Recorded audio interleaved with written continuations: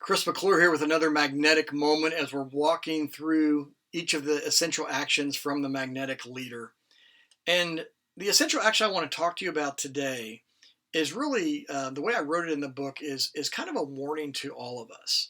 And it's the fact that the magnetic leader guards integrity, guards integrity. Now, this is so vital in our world. We've seen leaders, whether they be religious leaders, corporate leaders, all sorts of industries, where you have seen leaders who misstep, they make mistakes. Athletes, pro athletes, and college athletes have done this, right? Where they seem to have everything going in the right direction and then they make poor choices. They don't guard their integrity and they have this moral failure of some kind or whatever it may be. And they end up sometimes in jail, sometimes just with a ruined reputation that hurts them long term, whatever it may be. But it damages people, it damages organizations, it damages teams. And so we have to really be careful to guard our integrity. And so this isn't really an easy feel good kind of chapter by any means, but I wanted to make it very practical and tangible to you so that you know, what do I need to do in order to guard my integrity? So I'm not one of those leaders who does fall from, the position of authority and credibility that I have. See, we're all prone if we're not careful. We have to make sure that we do these things that I talk about in this chapter. And it starts with this: defining and knowing your values. If you don't know your values, then you're not going to have a bar to live up to in your own life. Now, this may not be spoken to people. I do share the core values that I try to live by in my own life. I share that in this chapter as an example. But when you put your values out there, there's a built-in accountability.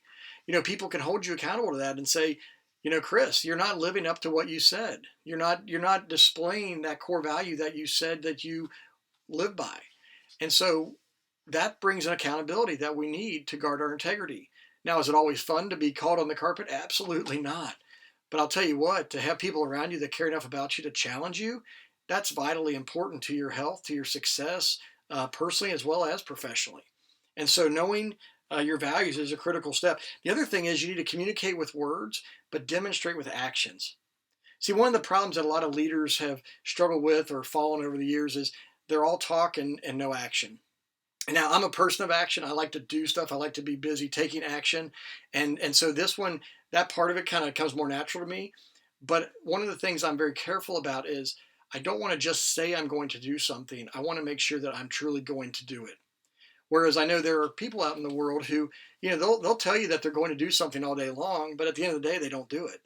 And so what happens is their credibility erodes, their integrity erodes, because now they're not somebody that people feel like they can depend on. They're somebody that is actually the opposite. They're an undependable person. They're the kind of person that you don't trust. And so their integrity crumbles underneath them because they didn't do what they said they were going to do. And then finally, we look at how to advance your reputation with credibility. So when you are credible, when you do the things you say you're going to do, that credibility actually advances your reputation. It makes you more valuable, makes you more trustworthy, makes you more reliable to the people around you. And your credibility rises as you do those things, as you're walking your talk. And so this is a very important chapter that I really want to encourage you to take seriously, because like I said, we've seen too many leaders fall from glory, fall from the top, whatever you want to say about them. I think about companies like Enron, that decimated thousands of people's careers and lives because the people at the top of the organization didn't have integrity. They didn't guard their integrity. And it cost jobs. It cost all sorts of financial crisis, became the headlines in the news for weeks and months, even years. We're talking about it years later right now. But they're just one example. So we need to guard our integrity, because if we don't, it's very easy for us to fall prey to the temptations of cutting corners, of not living the way that we would say with our words that we want us to live by, because our actions aren't following. So take this chapter very seriously. It's essential action number 17.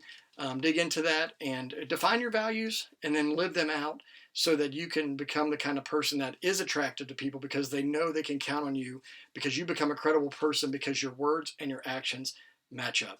So take care until next time.